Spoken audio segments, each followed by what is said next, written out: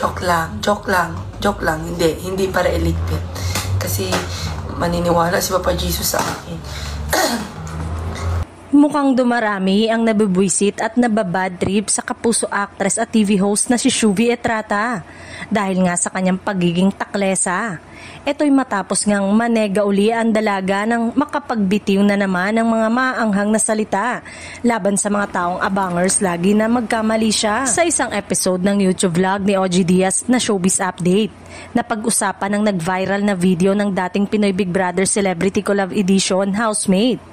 Ipinakita sa vlog ang video clip ni Shuvi kung saan siya humirit ng joke na sana'y iligpit na raw ni Lord ang mga taong tinatawag niyang evil eye. Pero sa dulo ng video ay nagsabi naman ang aktres na biro lamang yon dahil baka raw pakinggan at pagbigyan ni Lord ang kanyang hiling. Reaksyon ni OG nang mapanood ang video ni Shuvi na resibuhan ng iligpit. Pero syempre, bigla niyang na-realize mali. Whether joke yon o totoo, medyo hindi pa rin umano maganda.